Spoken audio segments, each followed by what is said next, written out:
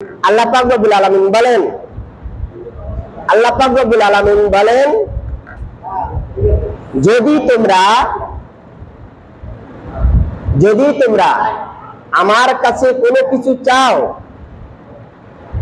যদি তোমরা আমার কাছে কোনো কিছু চাও, তাহলে অবশ্যই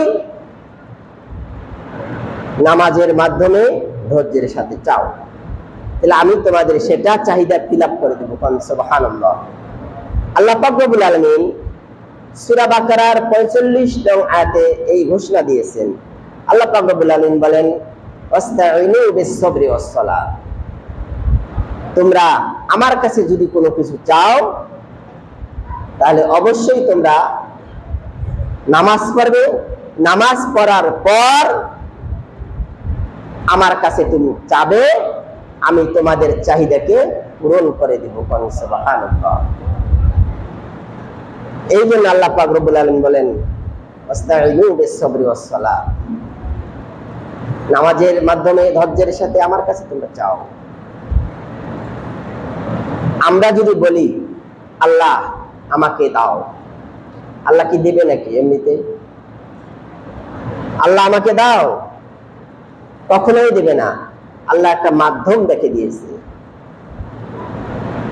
মনে করেন মাধ্যম ছাড়া কোনো কাজ হয়? হয়, হয়, কিন্তু খুব কম। মাধ্যম ছাড়া কোনো কাজ হয় কিন্তু খুব কম। আল্লাহ পাক রব্বুল আলামিন এই যে আমরা ইবাদত বন্দি করতেছি, এই ইবাদত বন্দির সওয়াবগুলো আল্লাহ মাধ্যমে আমাদেরকে দিবেন, মাধ্যম ছাড়া দেবেন না। ফেরেশতার মাধ্যমে আমাদেরকে পারিশ্রমিক দিবেন, সরাসরি দেবেন না। তবে হ্যাঁ, রোজার কথা উল্লেখ আছে যে রোজাদারের এটা বিশেষ কারণ, একটা বিশেষ এই রোজার পুরস্কারটা আল্লাহ পাক রব্বুল আলামিন নিজ হাতে প্রদান করবেন। সুবহানাল্লাহ। যে কোনো কাজের একটা বিশেষ কাজ থাকে না? তা ঠিক রোজা এই জন্য এটা বিশেষ, ওটা আল্লাহ পাক নিজেই দেবেন, আর বাকি যা পুরস্কার আছে সব ফেরেশতার মাধ্যমেই দিয়ে দেবেন। মাধ্যম আল্লাহ পাক দেখে দিয়েছেন যে ওয়াস্তাঈনু, তোমরা যদি আমার কাছে কোনো কিছু প্রার্থনা করো, ওয়াস্তাঈনু তোমরা প্রার্থনা করো বিস-সাবরি ওয়াস-সালাত, ধৈর্যের সাথে নামাজে। তাড়াহুড়া করে না, তাড়াহুড়া করে নামাজ, কাউয়া পোকা নামাজ পড়লে ওটা আল্লাহ গ্রহণ করবেন না। আর নামাজটা এমন একটা কঠিন জিনিস, এর বোঝা কেউই বহন করতে পারবে না। আল্লাহ পাক রব্বুল আলামিন বলেন, আল্লাহ পাক বলেন যে আল্লাযীনা ইয়াজুন্নুনা আন্নাহুম মুলাকু রাব্বিহিম ওয়া আন্নাহুম ইলাইহি রাজিউন। নামাজটা এমন একটা জিনিস, এমন একটা কঠিন, এমন একটা বোঝা, এর বোঝা কেউই বহন করতে পারে না ইল্লা আলাল খাশিন, যারা একমাত্র আল্লাহকে যারা ভয় করবে তারাই এর বোঝা বহন করতে সক্ষম হবে, তাছাড়া পারবে না।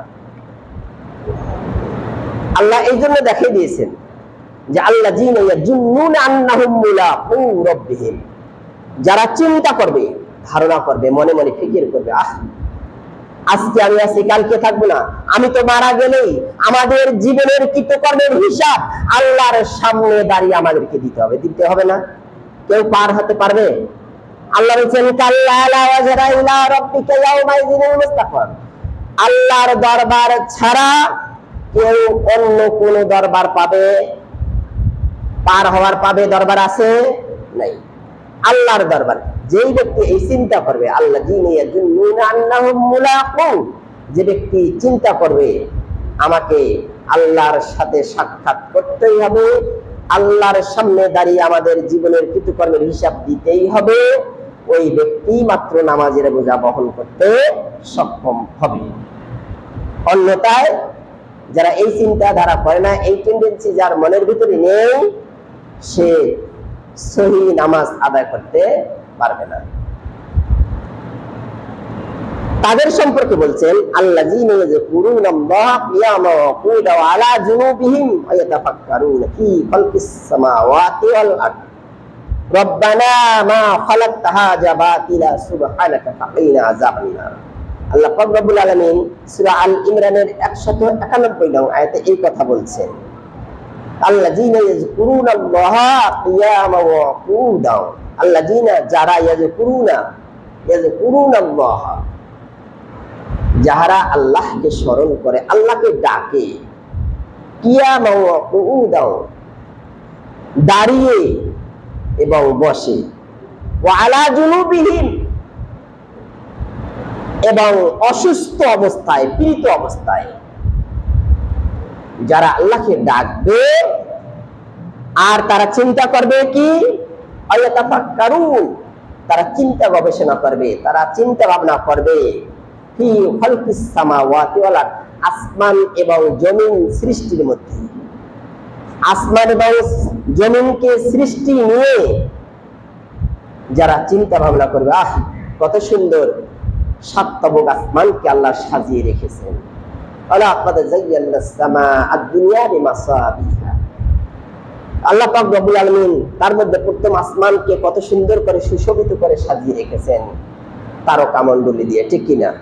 যারা এই কৃতজ্ঞতা প্রকাশ করবে আর বলবে কত সুন্দর পৃথিবী সৃষ্টি করেছেন আল্লাহ, কোথাও পাহাড়, কোথাও খাল, কোথাও উঁচু, কোথাও নিচু, কোথাও সমান, আল্লাহ কত সুন্দর করে যেখানে যে রকমের প্রয়োজন ঠিক অনুরূপ করে আল্লাহ পাক সাজিয়ে রেখেছেন গোটা পৃথিবীটা। যারা এই চিন্তা ভাবনা করে, আল্লাহ পাক রব্বুল আলামিন বলেন তারাই একমাত্র আমার এই নামাজের ভার বহন করতে সক্ষম। আর আল্লাহ পাক রব্বুল আলামিন বলেন এই জন্য আমা খালাকতা রব্বানা মা খালাকতা হাযা বাতিলা, আল্লাহ পাক অযথা কোনো কিছুই সৃষ্টি করে নাই, সব মানুষের কল্যাণের জন্য সৃষ্টি করেছেন, মানুষের কল্যাণের জন্য সৃষ্টি করেছেন। অতএব আমাদের উচিত হবে আল্লাহ পাককে চেনা, আল্লাহ পাককে চেনা, আল্লাহ পাকের আমরা দাসত্ব করি, এমন ভাবে দাসত্ব করি যাতে করে আল্লাহ পাক রব্বুল আলামিন আমাদেরকে আল্লাহ পাককে চিনার তৌফিক দান করেন। আরেকটা কথা বলবো, আল্লাহ বলেন ইন্নী ওয়াজজাহতু ওয়াজহিয়া লিল্লাযী ফাতারাস সামাওয়াতি ওয়াল আরদা হানিফাও ওয়া মা আনা মিনাল মুশরিকিন। আল্লাহ পাক রব্বুল আলামিন বলেন সূরা আনআমের ৭৯ নং আয়াতের মধ্যে আল্লাহ এই ঘোষণাটা দিবেন যে ইন্নী ওয়াজজাহতু ওয়াজহিয়া লিল্লাযী ফাতারাস সামাওয়াতি ওয়াল আরদ। আমরা মনে করি যে এটা জায়নামাজে চড়া বা উঠার দোয়া, আমরা এটা মনে করি না, কিন্তু তা না, তা কিন্তু নয়। কিন্তু হ্যাঁ, আমরা যদি যখন নামাজের নিমিত্তে জায়নামাজে দাঁড়িয়ে যাই তখন কিন্তু পৃথিবীর সমস্ত চিন্তাধারাকে ডিলিট করি, তাই না? এই কথা এখানে বলা হয়েছে ইন্নী নিশ্চয় আমি ওয়াজজাহতু আমার চেহারাটা ওয়াজহিয়া লিল্লাযী আমি সেই দিকেই ফিরাইয়া নিলাম ফাতারাস সামাওয়াতি ওয়াল আরদ যিনি আসমান এবং জমিনকে সৃষ্টি করেছে, আমি তার দিকেই আমার চেহারাটা ফিরাই নিলাম। সুবহানাল্লাহ বলবেন না? ওয়া মা আনা মিনাল মুশরিকিন আমি মুশরিকদের অন্তর্ভুক্ত নই। তাহলে এর থেকে প্রতিমান হয় আন তা'বুদাল্লাহ কাআন্নাকা তারাহু ফাইন লাম তাকুনু তারাহু ফাইন্নাহু ইয়ারাকা, যে আমরা যখন দাসত্ব করব, আল্লাহর ইবাদত করব, আমরা যাতে আল্লাহকে দেখতেছি, আমরা না দেখলে আল্লাহ আমাদেরকে দেখতেছেন। এইভাবে আমাদের ইবাদত বন্দী করতে হবে, তাহলে আল্লাহর কাছে এটা গ্রহণযোগ্য হবে। সুবহানাল্লাহ। আল্লাহ পাক রব্বুল আলামিন আমাদের সবাইকে সহি করে সুন্দর করে ধীর স্থির হয়ে আল্লাহ পাকের দাসত্ব করার তৌফিক দান করুন। সকলে বলেন আল্লাহুম্মা আমিন।